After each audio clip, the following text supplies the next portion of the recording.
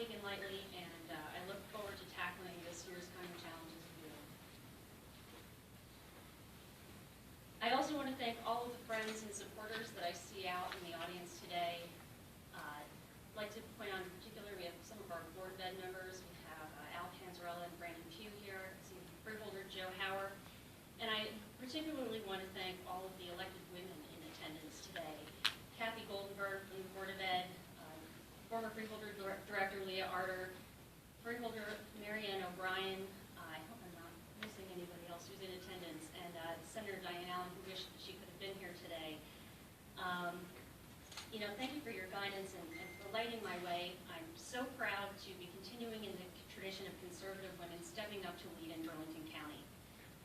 And I must thank my family for their endless support and encouragement, and most of all, my husband, Vinny, with whose partnership and love I can do anything.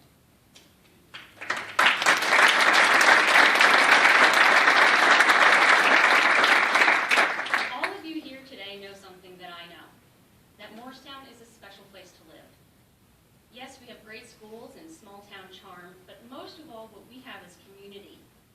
Our town is full of people who care deeply about their friends and neighbors, and who know that community is something that you build by being a part of it, that each of us play a part in shaping the place that we live in. In my time on council, I have had the pleasure of meeting so many people who are the essence of Moorestown.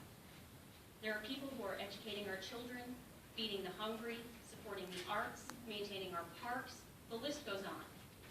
It includes our first responders, our incredible volunteer firefighters and emergency squad, as well as the Moorestown Police Department.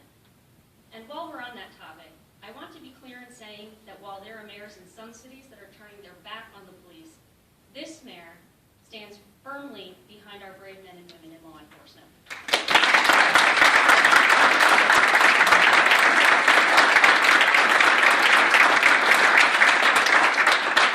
All of these people that I've mentioned are only a small fraction of the many people who are working quietly every day to make Moorestown, Moorestown. It is these people that make Moorestown great, as much as those of us on council would like to take credit for it. But we do have a role, and I know that it's a very important one. It's my job as mayor to protect our community by preserving our quality of life and planning for our future.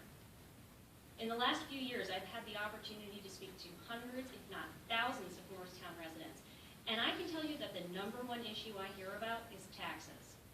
And because it's first in your minds, tax relief will be the #1 priority for this council. We have heard you loud and clear, and I'm pledging now that council will not support a budget this year that raises taxes on the hard-working people of Moorestown. In addition, I will reach out to our business community to see what we can do as a council to continue the economic momentum we have built over the last several years. And in partnership with the Burlington County Freeholder Board, the Burlington County Bridge Commission, and our township residents, in 2015, plans will be enacted to improve the Lenola Town Center and deliver on the promises that Phil Garwood and I made 2 years ago. Now, I can't do this all on my own. I will be working on all of these initiatives and more with the rest of my town council team. This is a team of brilliant, dynamic people who are passionate about Moorestown. We have already proven to have the creative ideas and community-minded, cooperative attitude it takes to make a difference, and you will only see more of that going forward. Let me say this.